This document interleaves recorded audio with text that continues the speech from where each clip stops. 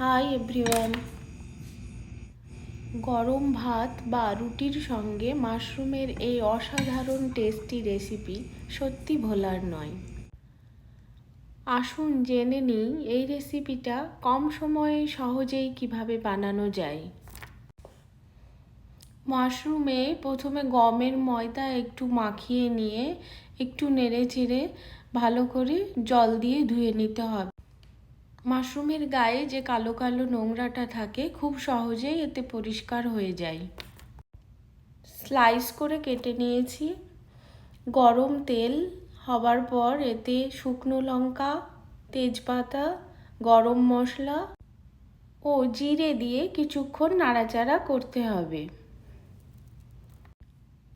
গরম মশলার গন্ধটা পেলেই এতে কুচি করে কেটে রাখা কাঁচা পেঁয়াজ দিয়ে দিতে হবে। কাঁচা পেঁয়াজটা লাল হয়ে আসলেই এতে কাঁচা লঙ্কা, পেঁয়াজ, রসুন, আদা ও জিরে দিয়ে একসঙ্গে বেটে রাখা মশলা এবং হলুদ ও শুকনো লঙ্কা পরিমাণ মতো দিয়ে হালকা আঁচে কষাতে হবে।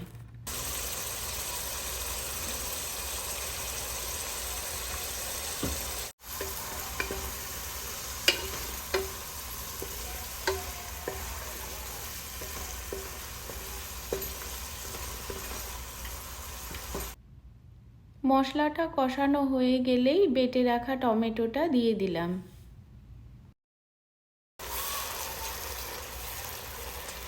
আবারও মশলাটা কষানো হলে এতে ভিজিয়ে রাখা আলমন্ড পেস্ট দিয়ে কষিয়ে নিয়ে এতে স্লাইস করা মাশরুম দিয়ে হালকা আঁচে নাড়তে হবে।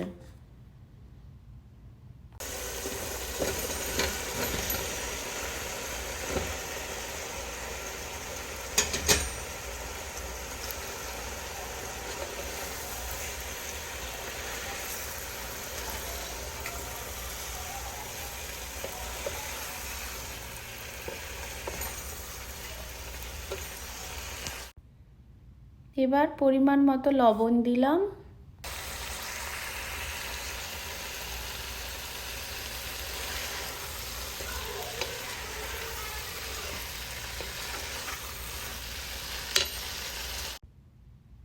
এভাবেই মাশরুম থেকে জল বেরিয়েছে। আমি বাইরে থেকে একটুও জল অ্যাড করিনি।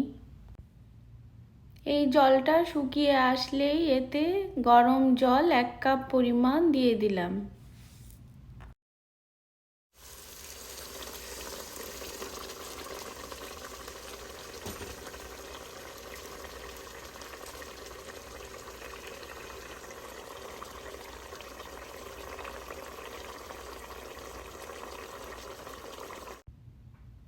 এবার গরম মশলা দিলাম।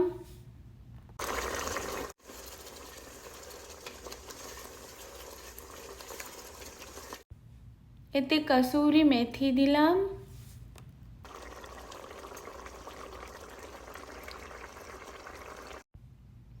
কুচনো কাঁচা লঙ্কা দিয়ে হালকা আঁচে ঢেকে রাখলাম যতক্ষণ না সেদ্ধ হয়।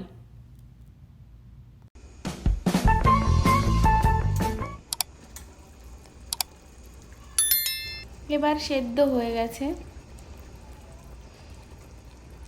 আশা করি আমার মতো আপনাদেরও এই রেসিপিটা খুব ভালো লাগবে।